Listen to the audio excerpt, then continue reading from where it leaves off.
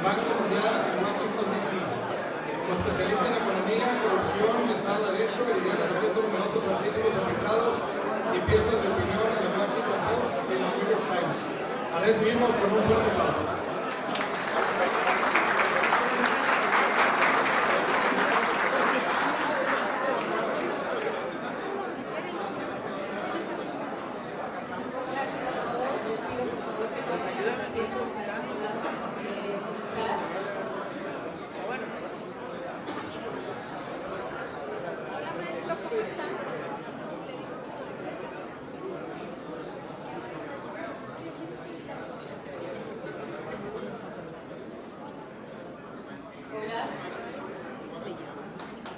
Bueno, muchísimas gracias a todos. Les pido a los que están ahí atrás, por favor, si pueden pasar sus asientos para poder comenzar.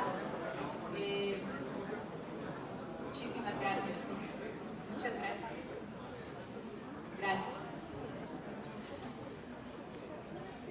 Bueno, pues es un gran honor para mí estar con ustedes esta mañana, bueno, ya prácticamente esta tarde. Porque, bueno, cada que yo escucho a Gustavo de Hoyos y cada que tengo el placer de estar en Coparmex, yo me doy cuenta de que nosotros somos los buenos del cuento. Nosotros tenemos una agenda en la que no solamente estamos tratando de crear un mejor México para los grupos empresariales, como se pensaría que sería Coparmex, sino para todo México. No es para nadie un secreto que este país tiene enormes flagelos en materia de pobreza, en materia de falta de Estado de Derecho y en materia de corrupción. Tan solo en Sonora el 27% de los individuos son pobres, uno prácticamente de cada tres. Como grupo empresarial tenemos entonces una responsabilidad no solamente por mirar por nuestros intereses, sino por mirar por los intereses de todos los mexicanos, por los intereses de los consumidores, de los ciudadanos. Somos nosotros el grupo de ciudadanos que puede ser ciudadano, porque ser ciudadano toma tiempo, toma recursos y es un privilegio. Así que como tal, nosotros tenemos que abanderar no solamente las causas que nos interesan, sino las causas que son del interés de todos. Y una de ellas, una que genera enormes flagelos para los ciudadanos más vulnerables, es la corrupción.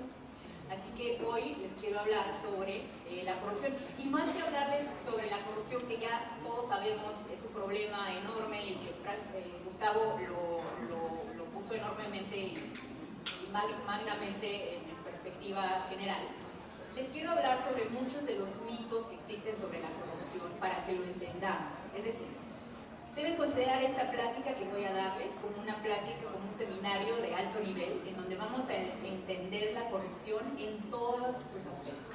Vamos a entender primero si es verdad que nos estamos imaginando el que la corrupción está aumentando. Que hay muchas personas que dicen, no, es que México incluso es menos corrupto, el problema es que ahora hay redes sociales. Dos, vamos a entender qué es corrupción y cómo estamos cometiendo un error al decir la corrupción, porque más bien deberíamos hablar de las corrupciones y los tipos distintos de corrupciones que existen y la forma distinta en la que estas corrupciones afectan a distintas partes de la sociedad. Y finalmente quiero hablar con ustedes sobre cómo reducir la corrupción. Y más que enfocarme en los sistemas nacionales anticorrupción, los nombramientos, el sistema local anticorrupción, que es algo que ya conocemos y que Gustavo nuevamente planteó, les quiero hablar desde el punto de vista académico, como una académica y como alguien que se ha dedicado al estudio de la corrupción. Realmente, ¿qué sabemos en el mundo sobre cuáles son esas variables indirectas que debemos atacar? Es decir, no necesariamente o aparentemente, no necesariamente directamente relacionadas con la corrupción, pero que tienen un impacto enorme, rápido y contundente en la reducción de la corrupción. Entonces, detrás de mí van a estar estas diapositivas a las cuales ustedes pueden hacer referencia, entonces consideren mi voz como la voz en off que va a estar explicando parte de las diapositivas. Así que, siguiente. Buenísimo, gracias. Divido mi presentación en 4 partes. Primero, como les había comentado, la pregunta, ¿nos lo estamos imaginando? Después sobre los tipos de corrupción y finalmente qué hacer, y luego le dedico 2 minutos a la parte de qué no hacer, que muy pocas personas han tocado ese tema, pero es muy importante saber qué no hacer en esta lucha y qué se ha hecho mal en los casos que tenemos en otros países. Entonces comienzo con el primer tema. El primer tema es muy obvio cuando uno ve las noticias, porque hay dos tipos de noticias. Los ciudadanos hablando de que la corrupción aumentó y la Secretaría de la Función Pública diciendo que el problema son las redes sociales. Es decir, para la Secretaría de la Función Pública, y esto no es secreto de nadie porque lo ha dicho en múltiples ocasiones, una de ellas en su comparecencia, el problema es que las redes sociales han ventilado los hechos de corrupción que anteriormente permanecían escondidos. Como tal, los ciudadanos ahora somos más susceptibles. Entonces realmente el problema es un problema de percepción, es un problema en el cual estamos percibiendo más una corrupción que ya existía y que incluso pudiera ser menor de lo que era anteriormente. Cuando nosotros analizamos estas premisas y esta forma de argumentación, nos damos cuenta de que es completamente falsa, o bueno, parcialmente falsa. Déjenme les muestro esta gráfica en donde yo estoy poniendo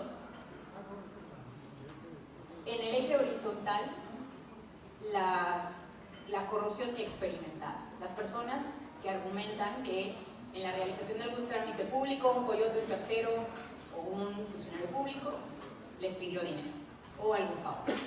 En el eje vertical lo que estamos viendo es la corrupción percibida, es decir, la gente que dice o que piensa o siente que en su estado en específico hay mucha corrupción.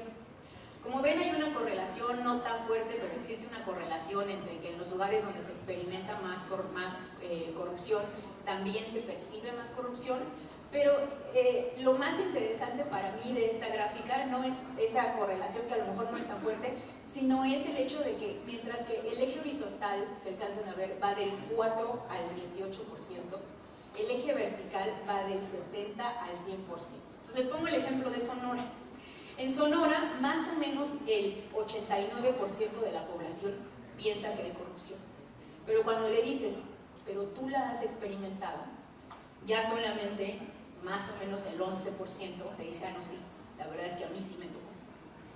Entonces, es cierto que hay una diferencia enorme entre lo que estamos percibiendo como el tamaño del problema y lo que estamos enfrentando como el tamaño del problema. Claramente hay muchos problemas que podríamos discutir, por ejemplo, puede ser que la gente esté mintiendo sobre si experimentó o no corrupción, porque al final del día es un delito de dos canales, ¿no? Hay un corrupto y hay un corruptor, pero asumiendo que eso, por supuesto, tiñe un poco las cifras, pero no enteramente, sí tenemos un problema de un enorme gap, de un enorme abismo entre lo que se percibe y lo que realmente existe. Eso no es, sin embargo, una justificación y no debemos permitir que sea una justificación de las autoridades para decirnos que no existe un problema. ¿Por qué? Porque como yo siempre digo, el problema no es dónde estamos, sino a dónde vamos.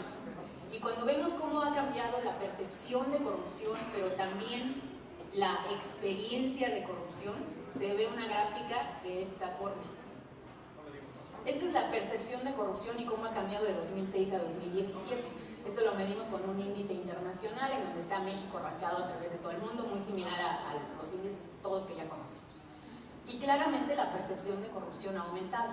Sin embargo, hay otros índices también internacionales, hay uno muy conocido del Banco Mundial, en donde le preguntan a la gente si ha experimentado corrupción. Similar, lo que les comentaba, trámites públicos en donde coyotes, terceros o los mismos funcionarios públicos pidieron dinero o pidieron mordidas.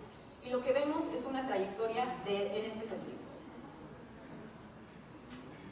Las experiencias de corrupción aparentemente habían estado creciendo de forma similar a la percepción de corrupción hasta 2013. A partir de entonces vemos una escalada importante en las experiencias de corrupción.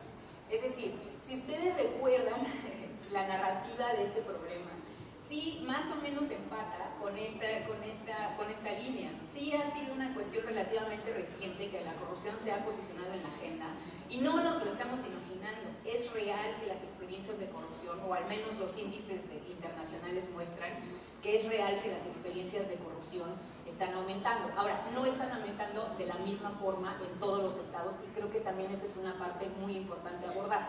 Perdón, no está aumentando de la misma forma en todos los países. Esto es América Latina. América Latina ha pasado, cuando nosotros vemos sus experiencias de corrupción, ha pasado de más o menos 14% de los individuos datos diciendo que ellos han experimentado un acto de corrupción a cerca del 28% de los individuos. Bueno, cuando nosotros vemos uno de los estados que nos encanta hablar por la coyuntura electoral, que es por ejemplo Venezuela, pues nosotros vemos cómo Venezuela sí ha tenido una trayectoria mayor en términos de corrupción que México. De hecho, ha pasado del 6% al 38%. Pero cuando vemos el caso terrible de nuestro país, vemos que no solamente era peor al inicio, sino que es también peor al final. O sea, a lo que voy y a lo que esta lámina va es a que, nuevamente, repito, no nos lo estamos imaginando. Es una cuestión real que las experiencias de corrupción han aumentado. Han aumentado más en otros estados, en ciertos estados que en otros. Entonces tenemos el caso de los estados en donde han aumentado poquito, ¿no? Y esos son estos tres: Tamaulipas, Aguascalientes y Guanajuato. Con respecto a trámites públicos, porque bueno, podemos hablar de otros tipos de corrupción, crimen organizado, etc. Con respecto al ámbito de trámites públicos, lo que notamos es que estos tres estados son los que han crecido un poquito. Tenemos a los estados que han crecido más o menos, y ahí tenemos a estados como Baja California Sur, Yucatán, Michoacán. Obviamente crecieron menos, pero depende dónde estabas en un inicio para ver dónde terminaste al final. La bolita es donde terminamos al final. Luego tenemos los tres siguientes que ya estamos entrando como al momento al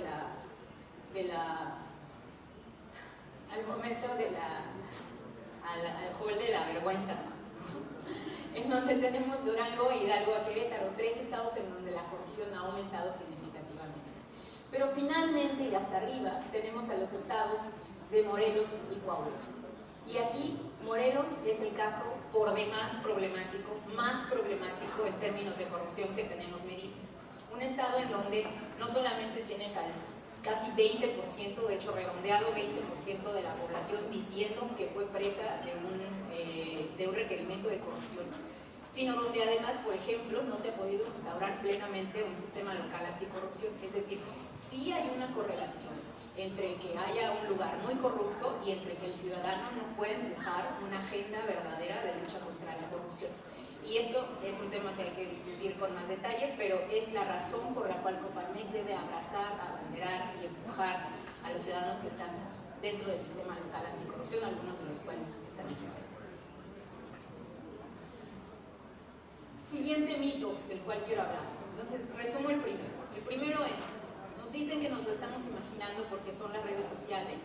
En realidad sí estamos sintiendo que hay más corrupción, siempre tendemos a sentir que hay más corrupción de la que existe, pero eso no quiere decir que la corrupción experimentada no haya tenido avances importantísimos en los últimos años, muchos de ellos correlacionados con el clamor público que actualmente existe desde 2013 para la reducción de la corrupción.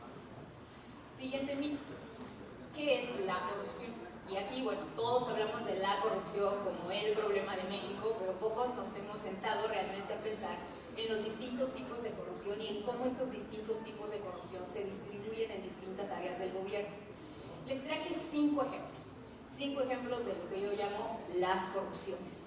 Y en estos ejemplos de las corrupciones les voy a plantear primero cómo está Sonora, y les voy a pedir que, mientras les platico lo que hay detrás de ese dato, vean el mapa y ubiquen a Sonora en el resto del país.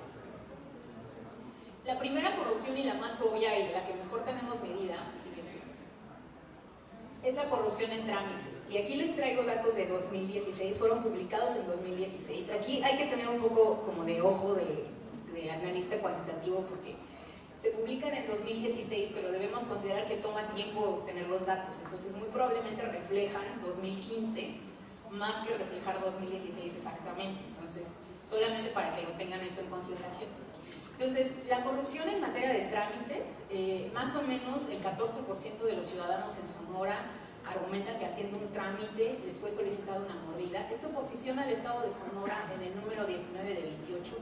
Es decir, si esto fuera una calificación del 0 al 100, pues Sonora se sacaría como 4. Y bueno, con mejores datos que Chihuahua, al menos 18%, pero con datos muy inferiores a estados como Aguascalientes o Colima. Ahora, este mapa tiene algunos agujeritos y creo que eso es algo que también como ciudadanos debemos empezar a exigir, porque no todas las encuestas que se hacen en materia corrupción y en muchas otras encuestas son representativas a nivel estatal. Entonces hay que empezar a exigir que siempre que se nos presenten los mapas, se nos presenten solamente, y los datos solamente para aquellos lugares en donde hayamos tenido una muestra suficientemente grande para ser representativa. Entonces, por eso algunos de los mapas que les voy a mostrar tienen agujeros y no miden los 32 estados. En este caso solo logramos medir 28. Ahora, ¿qué tal el siguiente tipo de corrupción? Este es un tipo de corrupción que aqueja particularmente a los empresarios y es la corrupción en las inspecciones que se realizan a la empresa. Aquí tenemos datos publicados en 2017, a pesar de que, como les comento, probablemente miden más el año anterior, en donde tenemos a Sonora con 12.5%, es decir, la corrupción para los trámites de empresa, a pesar de que es elevada, es menor de la corrupción que enfrentan los individuos, los trámites individuales, digamos.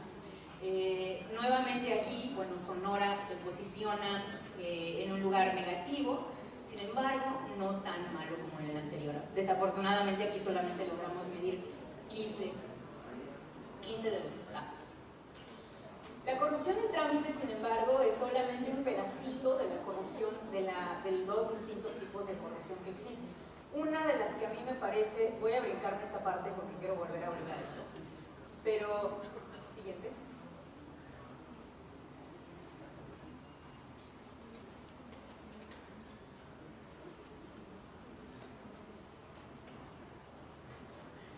Listo, ahí va. Una de las que a mí me gusta muchísimo reportar, porque creo que es algo en lo cual podemos tener enorme injerencia, es la corrupción que existe en el uso de los recursos públicos. Y aquí les traje un mapa que lo que hace es que captura todos los datos que tenemos sobre la Auditoría Superior de la Federación en materia de las auditorías, valga la redundancia, que se hacen a todos los estados. Lo que planteamos en este mapa son millones de pesos que no han podido ser aclarados o recuperados. ¿A qué nos referimos? Nos referimos a que la Auditoría Superior de la Federación realiza cerca de 3.000 auditorías cada año a distintas instituciones, tanto federales como estatales, y a gobiernos estatales y municipales. En esas auditorías ellos buscan si el dinero se ejerció de forma correcta. Esto implica que el dinero se haya ejercido, es decir, se haya usado en lo que se dijo que se iba a usar, pero también que se haya usado a tiempo. Los estados tienen un tiempo para reportar el uso de sus recursos. Entonces, por ejemplo, este mapa que les digo, que les muestro en este espacio, a pesar de que considera los gastos supuestamente hechos en 2016, en realidad ya le dimos 2 años a los estados para que respondieran sobre el uso de esos recursos. Entonces tenemos, este mapa es muy reciente, acaba de salir en 2018. Entonces, ¿qué es lo que vemos? Bueno, vemos estados en donde, como por ejemplo Veracruz, hay 18,000 millones de pesos, estas cifras son millones de pesos. Hay 18,000 millones de pesos que simplemente están perdidos, que no se han podido ni recuperar ni aclarar. La Auditoría Superior de la Federación le llama estos datos posibles daños al erario público. Le llama posibles daños al erario público porque la auditoría no está facultada para juzgar. Es decir, técnicamente la auditoría debería presentar el caso ante las autoridades correspondientes, en este caso la PGR, y la PGR o la Secretaría de la Función Pública si es una cuestión administrativa, y la PGR en caso de ser una cuestión penal, de que realmente no se gastó el dinero y ya no existe, debiera conducir las investigaciones. El problema es que de todo este dinero que está perdido, solamente el 1% de los casos realmente terminan en alguna sanción por parte de la PGR. O sea, hay un embudo enorme de ejercicio de la facultad en materia de derecho en los datos de la auditoría. ¿Qué significa la cantidad de Sonora? En Sonora vemos que de los recursos públicos de 2016, simplemente al día de hoy no se ha podido explicar dónde están 473 millones. Esto significa, o sería el equivalente a que a cada ciudadano del estado de Sonora le hubieran desaparecido 160 pesos. Que bueno, no suena mucho, excepto que cuando consideramos que el salario mínimo en este país es de 83 pesos, estaríamos diciendo que a los ciudadanos más vulnerables económicamente le quitaron 2 días de trabajo. 2 días de trabajo que técnicamente debieran haber sido utilizados para el mejoramiento de las instituciones públicas, la provisión de servicios, educación, salud, etc. Entonces no debemos minimizar esta cifra. Por supuesto no es como en Veracruz, el equivalente de Veracruz en Veracruz serían como 2.200 pesos, pero bueno, todos conocemos el caso de Duarte, ¿no? El problema es que no todos conocemos el caso de los otros gobernadores, ni todos estamos exigiendo que se dé una respuesta hacia estos recursos que están aquí mal invertidos, mal gastados. Cabe la posibilidad de que lo recuperemos, porque siempre hay, de hecho hay casos en donde cuando la auditoría sistemáticamente los llama a cuentas, ellos lo reportan, lo regresan, lo encuentran, dicen simplemente que se lo gastaron en otras cosas, pero sí es un dedo, sí es un punto muy importante donde tenemos que marcar agenda. Siguiente tipo de corrupción, el cuarto que les traigo, es la corrupción en policías.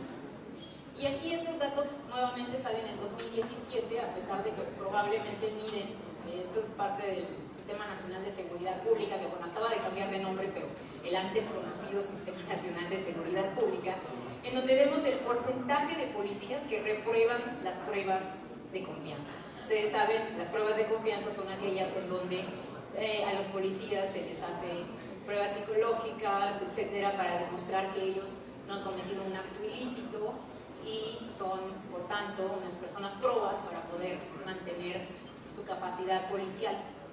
El estado de Sonora en este ámbito más que reprueba. Tenemos datos, los más actualizados, de que 1/4 parte de las policías de Sonora reprueban. Ahora, quiero hacer un paréntesis. Este dato puede ser positivo o interpretado de forma negativa. Les voy a explicar cómo. Obviamente, negativamente, esto parece que pues es terrible, ¿no? Porque, bueno, solo peor que Sonora está Sinaloa, ¿no? En donde 50, literal, 1 de cada 2 reprueba la prueba. Nayarit también tiene datos bastante alarmantes, pero la calidad de la prueba puede ser distinta en distintos estados. Y creo que eso es algo a lo cual también tenemos que darle seguimiento. Es decir, cuando yo presento este mapa en Tamaulipas, la gente no me puede creer. Dice, pero ¿cómo es posible que solo 4%? Puede ser, a pesar de que técnicamente la prueba debe ser la misma y de que tenemos de hecho un servicio descentralizado que conduce las pruebas y que se supone que es muy probo, puede ser que la calidad de las pruebas sea distinta. El punto es que tenemos que empezar a dar seguimiento a muchos de estos temas. Es decir, no podemos, y creo que esa es como la enseñanza general de esta parte de la plática, no podemos continuar simplemente diciendo que la corrupción nos cuesta 2% del Producto Interno Bruto o 10% del Producto Interno Bruto, dependiendo de cómo se mide el dato o de qué institución lo saca. Tenemos que empezar a pensar en realmente cuáles son los tipos de corrupción y dónde están asentados. Porque además, el tipo de corrupción contra el cual luchamos, dependiendo cuál escogemos, los resultados son enormemente distintos. Y al final quiero que se guarden esa frase de dependiendo del tipo de corrupción contra el que luchamos, tenemos resultados enormemente distintos, porque justo en la parte final de mi plática, cuando les voy a hablar sobre lo que no debemos hacer, les voy a hablar sobre un ejemplo de cómo a veces, sin querer, al seleccionar una lucha anticorrupción, tenemos resultados o ciertas externalidades negativas que tenemos que prever en el caso de México.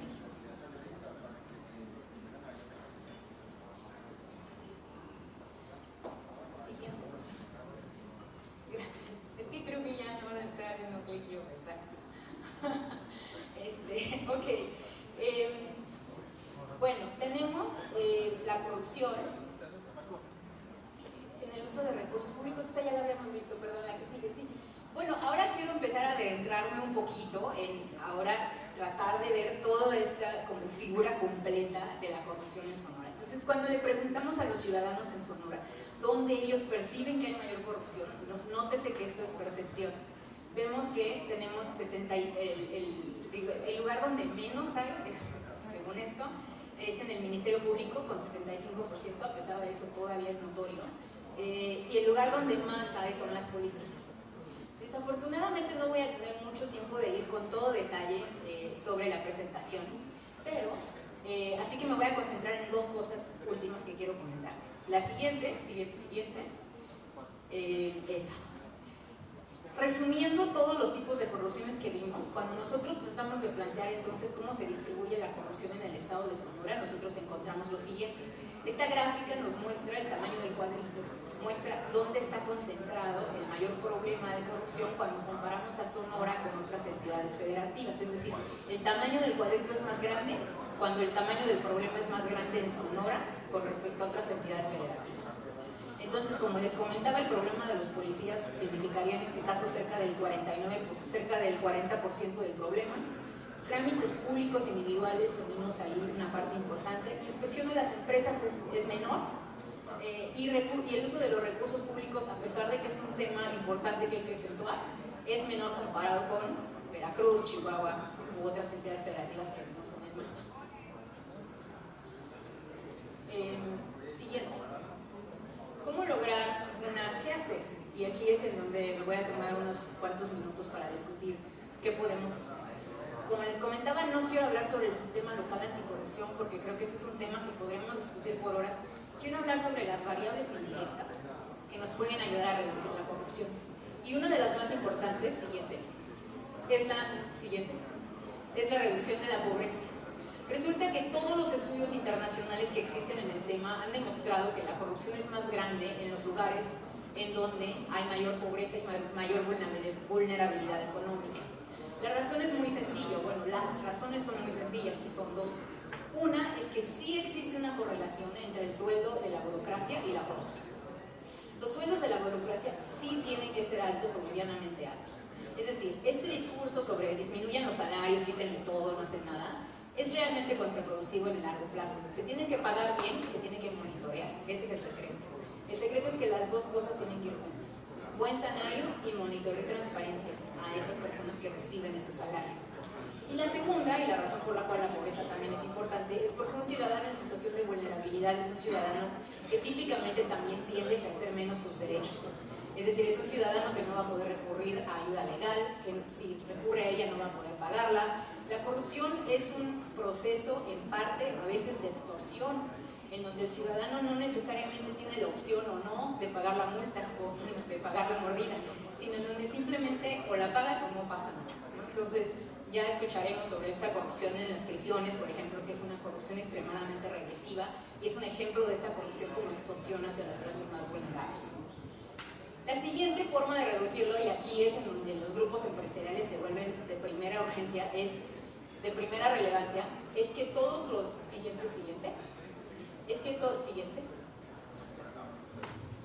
todos los estudios que existen sobre el tema también demuestran que las compañías que exportan y los estados que más exportan tienden a ser menos corruptos. Y la razón es muy sencilla. Como las reglas del juego afuera son más claras y probablemente existe mayor Estado de Derecho que en México, las empresas exportadoras sí o sí se tienen que cuadrar a los estándares de competitividad internacional. En la medida en la cual llevemos a nuestras empresas a ser exportadoras, vamos a tener que también adoptar los cánones internacionales del derecho y por tanto no ser susceptible de la corrupción que existe al interior de ciertas instituciones mexicanas. Promover las exportaciones, promover el contacto con el exterior, promover que los estándares de calidad y los estándares legales de las empresas, los códigos éticos de las empresas sean y estén a la altura de los cánones internacionales es también muy importante. Siguiente. Lo que tenemos son 3 de 4. Reducir la dependencia del petróleo. Y esto nuevamente es algo bien interesante de la investigación que hay sobre el tema, sobre cómo los países que exportan petróleo y minerales tienden a ser mucho más corruptos. Hay toda una teoría sobre este tema que se llama la teoría seguro la han escuchado, de la maldición de los recursos. La teoría de la maldición de los recursos, que es muy conocida en economía, dice que es una maldición tenerlo todo. Es una maldición cuando el gobierno lo tiene todo, cuando el gobierno le llueve en dólares porque vende petróleo. Porque al momento en que al gobierno le llueve todo y le llueven dólares, no tiene que realmente rendir cuentas. Es decir, los ciudadanos no tienen que pagar impuestos, bajo el hipotético caso de que se dependa completamente del petróleo. Entonces los ciudadanos tienen menor voz o menor interés siquiera en lidiar con los asuntos del gobierno. México ha tenido este problema menos de lo que lo han tenido otros países como Venezuela, que son muchísimo más petrolarizados que en México. De hecho, la dependencia del petróleo en México va reduciéndose no porque queramos, sino porque no tenemos opción, porque ya se nos acabó. Pero sí es muy importante empezar a empujar una diversificación de la economía. y sobre todo tener como un ojo muy crítico ante ciertas industrias que heredan los malos comportamientos de las petroleras. Una muy clara es la minería. La minería, la extracción de minerales también tiende a ser muy corrupta y se le tiene que, no en todo caso, si hay mineros aquí no se ofendan, pero sí es una industria que tiende a tener comportamientos negativos en cuanto a corrupción. Finalmente, y con esto termino, la cuarta forma de reducir la corrupción de forma indirecta, siguiente, es reducir los trámites personales.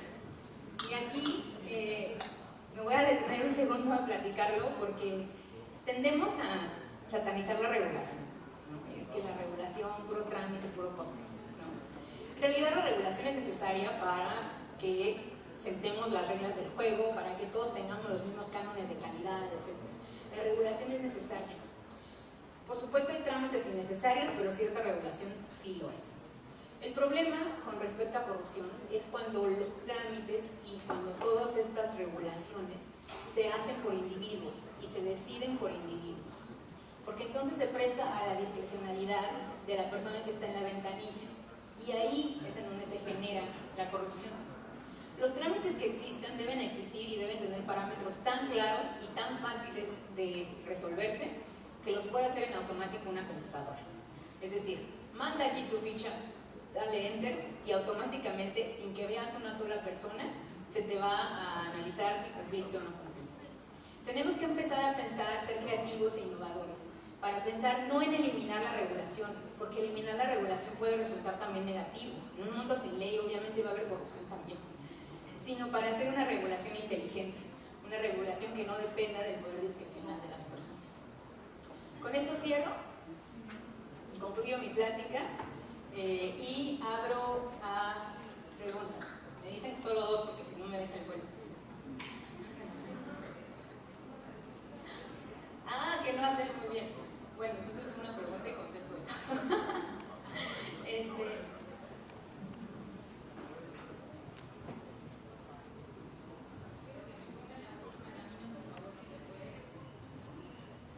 La lámina de mi diapositiva, porque quiero hablar de lo que no se puede hacer, de lo que no se debe hacer. Las reducciones en corrupción se pueden prestar a enormes incrementos en la desigualdad de los individuos y les voy a explicar la razón por la cual. Esta es una de las cosas más interesantes que yo he encontrado en la investigación sobre el tema. En un lugar en donde la corrupción es sistemática, en donde nadie se salva, en donde no había forma de hacer negocio sin que no se prestara uno a cierto tipo, aunque sea mínimo, de corrupción. El principal problema cuando se empieza a luchar contra la corrupción no es decidir hacerlo, sino es decidir contra quién primero. ¿Quién fija la agenda? ¿Quién cae primero?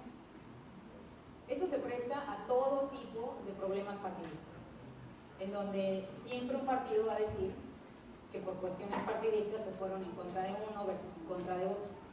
Esto se presta a un problema de cuantificación. ¿Qué es ser más corrupto? ¿Ser más corrupto es el que se roba más dinero o es el que le roba más a los más vulnerables? Para mí la segunda corrupción es más cruda. Para mí es más difícil entender que a quien le roba a los que menos tienen que entender a quien le roba a la generalidad. Pero todo esto son decisiones subjetivas que de una u otra forma estamos tomando hoy en día en México. Es decir, la ciudadanía, con los sistemas locales anticorrupción, con los sistemas nacionales anticorrupción, está tomando decisiones implícitas o tácitas sobre contra quién se va a luchar y sobre a quién se le va a poner el dedo primero. Ante eso, y lo que no hay que hacer, es permitir que sean intereses particulares los que definan esta agenda, aunque sean los nuestros, aunque sean nuestros propios sesgos. Tenemos que identificar alguna forma de luchar contra la corrupción que no vaya a ser luchar primero contra la corrupción de nuestros enemigos, contra la corrupción que no nos afecta, contra la corrupción que afecta a las otras personas. La lucha contra la corrupción en Latinoamérica ha sido diferente, y con esto cierra, a la lucha contra corrupción en todo el mundo. En todo el mundo, cuando se empieza a ver reducciones importantes en la corrupción, se empiezan a observar también reducciones en la desigualdad. Es decir, la economía se vuelve, los ingresos en la economía se distribuyen de forma más como uniforme, ¿no? Más homogénea. En Latinoamérica ha pasado lo opuesto. Cuando hemos empezado a ver reducciones en la desigualdad, en la corrupción, hemos experimentado aumentos en la desigualdad. Y parte de la razón, que esto es un enorme, realmente nadie se lo explica, esto está como a la vanguardia de lo que actualmente los investigadores están tratando de entender. Parte de la razón a lo que se le atribuye es porque muy probablemente en Latinoamérica, no necesariamente en México, pero sí en Latinoamérica, la lucha contra la corrupción ha tenido nombre y apellido, y muy probablemente no ha tenido el nombre y el apellido de los más poderosos. Muy probablemente ha sido una lucha que se ha ido en contra de las personas que, si bien eran culpables, probablemente eran más vulnerables. Tenemos que identificar entonces y ser muy claros y dar 2 pasos adelante y pensar cuáles son las repercusiones de la lucha anticorrupción que estamos luchando en México. Les voy a poner un ejemplo. Con esto termino, aunque he estado amenazando de terminar hace mucho tiempo. Muchas de las luchas anticorrupción en Latinoamérica se han reflejado en una reducción de la informalidad, porque para ser informal, pues hay que ser corrupto, ¿no? A alguien le tienes que dar una mordida para que permitan que tu puesto siga impuesto, sin pagar impuestos. Esto ha tenido una repercusión muy importante en la vulnerabilidad económica, en la pobreza y en la desigualdad, porque los informales, gran parte de ellos, son informales porque sus negocios no podrían sobrevivir en la formalidad. Es decir, la señora que en el DF que vende tamales en la esquina, aquí no venden tamales desafortunadamente, pero en el DF esa señora que vende tamales muy probablemente no podría tener su puesto si se le requiriera el pago de impuestos, porque es una carga importante. Entonces, al reducir la capacidad de esa señora por ser corrupta, en realidad lo que hacemos es sacarla del mercado, laboral.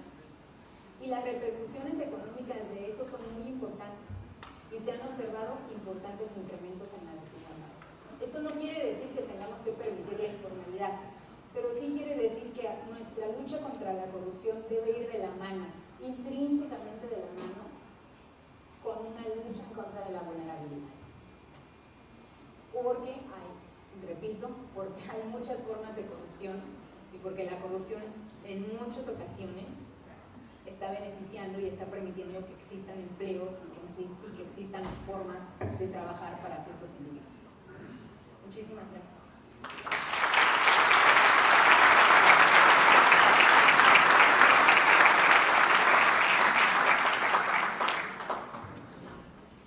Muchas gracias a la doctora. Le pedimos al licenciado Alfredo Santini Fernández su presencia para la entrega de reconocimiento por su importante participación en el Foro Empresarial 2018.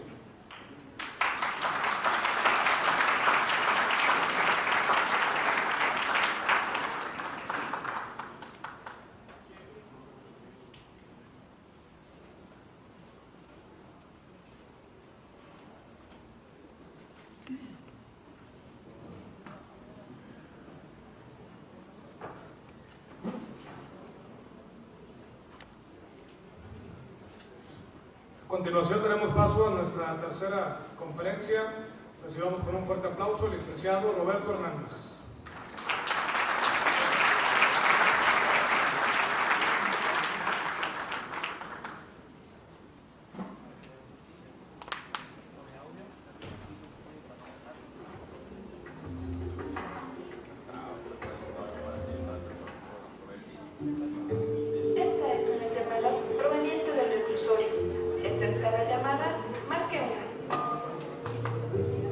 ¿Qué es lo que está pasando con la justicia?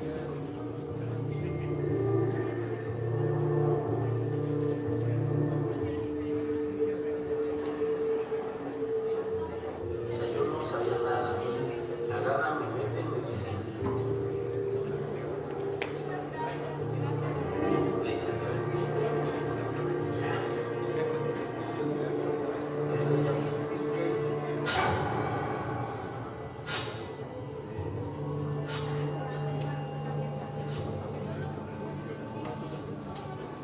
¿Cómo es que la policía puede inventarse pruebas, desconocer pruebas, borrar pruebas? Juan Rodríguez Galán, desde que presentó su acusación, el juicio es irrelevante.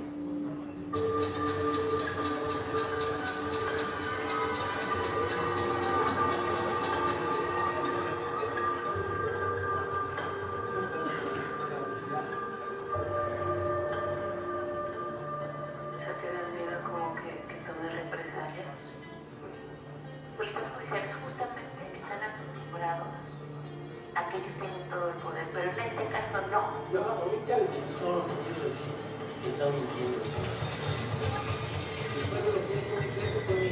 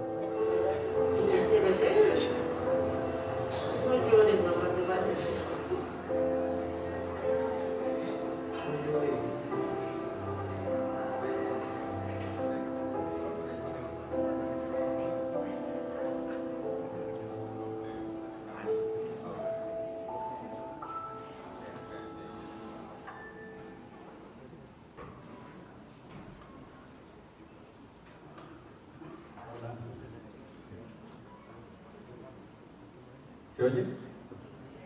Pues muchas gracias por la oportunidad de platicar con ustedes. Les puse eso porque no sabía si habían visto la película. Tiene ya casi como 12 años que recibí esta llamada telefónica de Toño Zúñiga pues, que recibimos esta llamada donde nos pidió ayuda, ¿no?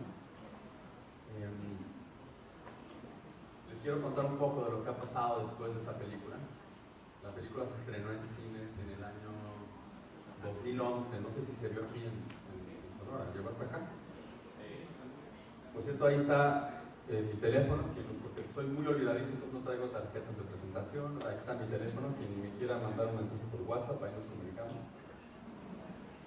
Esta era la portada del Reforma en el año 2007.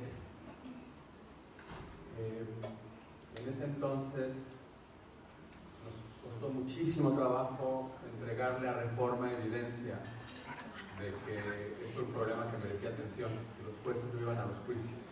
Y llevamos toda esta mañana hablando de este asunto de Estado de Derecho. Y estoy seguro que todos en la escuela, quizás desde la primaria, escuchamos de la división de poderes, de los tres poderes, del Ejecutivo, el Legislativo, ¿y cuál era el otro? El Judicial. Pero como no lo vivimos en la práctica, un poder judicial que funciona en México, como que es una cantaleta que nos acordamos en la escuela, ¿no? De la escuela, pero no hemos vivido en México un poder judicial funcional, ¿no?